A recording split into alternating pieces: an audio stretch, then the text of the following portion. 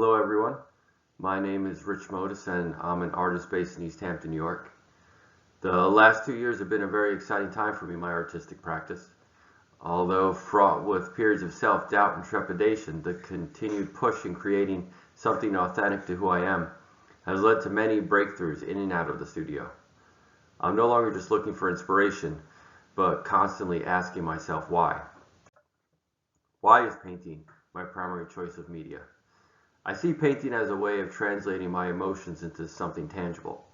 Borrowing a quote from Deborah Davidson, a photograph can capture the moment, but a painting translates emotion over days, weeks, and sometimes months or years. Why am I so inspired by the world I see every day? Andrew Wyeth famously painted the places and people within his everyday life, once saying, "One's art goes as far as one's love goes, and if I have anything to offer, it is my emotional contact with the place where I live and the people."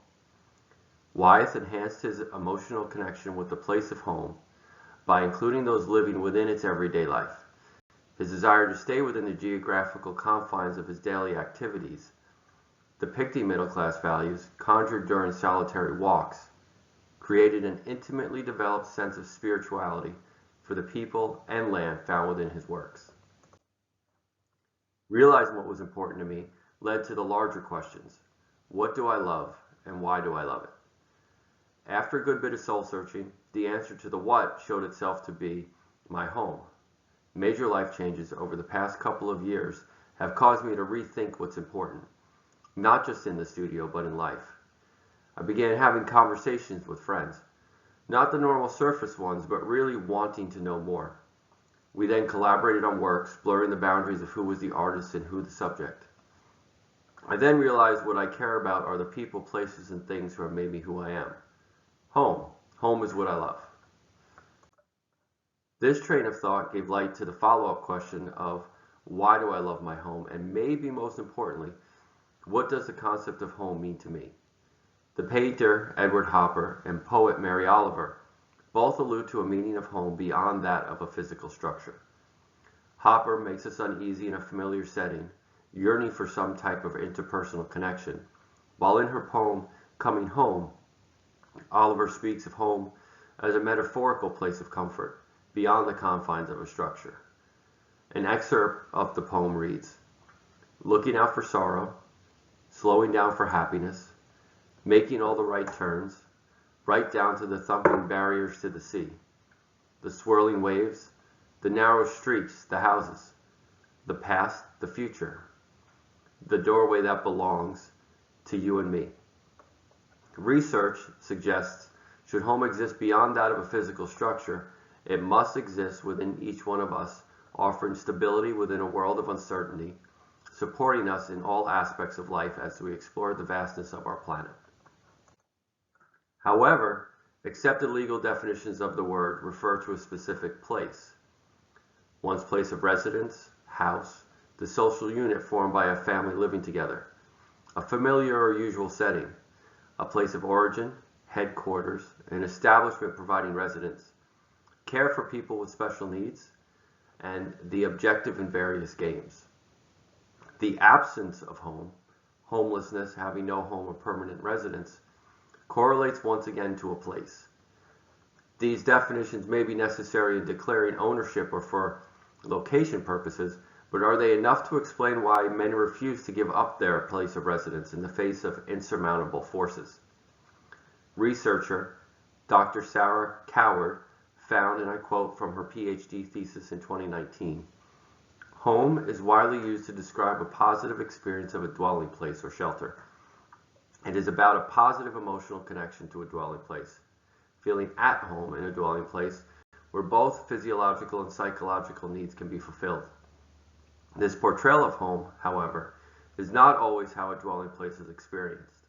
A dwelling place can be a negative environment, i.e. not home, or there may be no emotional attachment or investment in a dwelling place at all." Her findings went on to propose a new narrative of relationship poverty, in which a lack of positive relationships hinders the fulfillment of needs, and therefore the possibility of feeling at home in any dwelling place. Psychology editor Devin Fry elaborates on this even further, saying, because our physical surrounding plays such an important role in creating a sense of meaning and organization in our lives, it is not surprising that our sense of the place we live is closely tied to our sense of who we are. This explains the emotional connection to a place of birth and family origins, but how do we as artists begin to explain how that feeling is capable of transcending the physicality of place? The Hudson River School famously captured the vastness of the unknown and wonders of the place we call the natural world. The group, influenced by the Romantic artists in Great Britain, came to light during a time when Romanticism and a search for the sublime were mainstream in the world of art. This counter-revolution of Romanticism reflected striking images of the sublime within emotionally charged paintings of coexistence between the natural world and humanity. This intense feeling of ecological balance eventually led to the politicization of the land and the preservation of the natural world through nationally protected parks. Now, as our planet reaches and possibly may be crossing a critical point in the battle against climate change, their message of urgency grows exponentially with time. As the call for preservation of our natural world intensifies, many contemporary artists have taken a more ominous tone for the future of our planet. Alexis Rockman, for instance, creates representational works of art within an imagined world in response to humanity's effects on climate change. Here, a painting shows downed vessels haunting the lake depths with cargo ships traversing the waterway. Even the slightest contaminant is shown to have devastating effects on the natural cycle of life. The uniquely imagined specificity of my work hopes to restructure the viewer's conceptual and perceptual experience of the East End through calls to action in and out of the studio. For centuries, other artists have lived and worked on the East End of Long Island, creating historic works of art inspired by an area bathed in a type of light only found surrounded by water. Following the construction of the South Fork branch of what would come to be known as the Long Island Railroad, Winslow Homer famously painted an idyllic scene of an East Hampton beach. Although surely not containing meanings of a seemingly silent social injustice, thrusting itself onto an unaware population at the time of its production, today the work exists as a timestamp for the beginning of tourism, environmental destruction, and the gentrification of the local population. One cannot speak of social injustice without mentioning South African artist William Kentridge. The inability of a governing body to offer the basic needs of the populace is a strong foundation for anger, resentment, and uprising. Kentridge uses varying forms of media advocating for those marginalized by apartheid. His work is both personal and compelling. Kentridge's use of animated films, sculptures, murals, operas, prints, and drawings expand the reach of his voice, reflective of a true contemporary artist using all forms of available media to him. As a self-proclaimed outsider due to his Jewish heritage, Kentridge feels he is able to remove himself from the atrocities facing his country, thereby taking the role of observer in the work. While Kentridge speaks on a grand scale of home, i.e. the entire country of South Africa, my work focuses on the issues specific to my local community. East Hampton has been a home to an eclectic mix of residents and daily visitors for over a century, but as the virtual world expands, so does the reach of the wealthy. This is a photo of my installation from the Guildhall Museum Swept Away exhibition at Main Beach in East Hampton this past September. I spent a good bit of my childhood at Main Beach with family and friends, enjoying the splendor of our natural environment. The ocean and what it has to offer continues to be a draw for countless people to the area. However, the beach and the ocean are much more than a place for a respite and enjoyment, but a way of living for many. Climate change, the privatization of public beaches, and gentrification of the area are negatively affecting the way of life for those who have always continued to call this place home. What is not visible in the photo is the title Lost Barnacle, which is written in the sand around the installation. A barnacle refers to someone born in the area and refers to it as home. What I found surprising was the overwhelming percentage of attendees who had never heard the term before.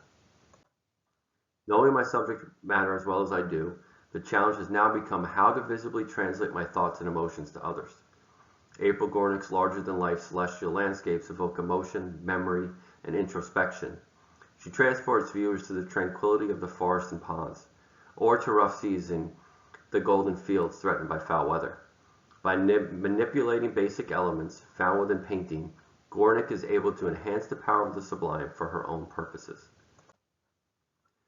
By combining an emotionally charged atmosphere with an age-old tradition of chiaroscuro, I create an imagined reality responding to the love I have for the guiding light of home in the darkness of the world.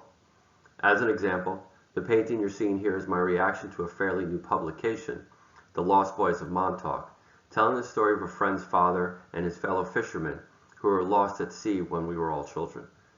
One of the strongest memories I have of the incident was the coming together of a community during a family's time of struggle and great loss. It is this struggle through dark times that creates the brightest light and most meaningful work for me. Inspiration could be from a conversation with a friend, an article in the local newspaper, watching a movie, taking a walk, or any other everyday activity.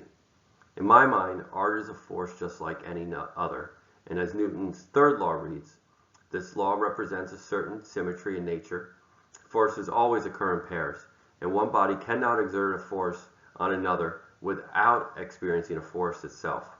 We sometimes refer to this law loosely as action-reaction, where the force exerted is the action and the force experienced as a consequence is the reaction. With my artwork, this process works in reverse. A strong emotional reaction to a stimulus results in a stronger work of art. Normally working in 2D, each idea begins with a charcoal drawing. I find charcoal to not only be easily erasable, leaving the work open to endless possibilities, but much more intimate, feeling like a finger painting. As I work through the issues associated with visual expression, the first few solutions are generally disregarded not as failures, but as a necessary step in achieving success. It's the 10th or even the 12th solution that begins to ring truer and deeper. While working the initial image, a question of overall concept comes immediately to mind. Should it be a landscape? Do figures need to be involved? Can I create an image suggestive of figures without them being present? How much information do I want to give the viewer? Each work answers these questions and more in its own way. Many of my works speak to a specific audience, invoking feelings of an internalized home through visual references found in the local culture. Nostalgia is used not only as a tool to foster viewer connections, illuminating societal inefficiencies, but as a way of diving into our emotionally charged, interconnected feelings of home with the hopes of preserving the foundational pillars of its existence. Should the charcoal drawing require continued mark making from greater distance, additional materials and methods of application come into question. Just as my life is a piecing together of fragments, I begin piecing together elements of a painting based on my thoughts, emotions, and experiences into a cohesive image using various compositional methods in reaching an onlooker.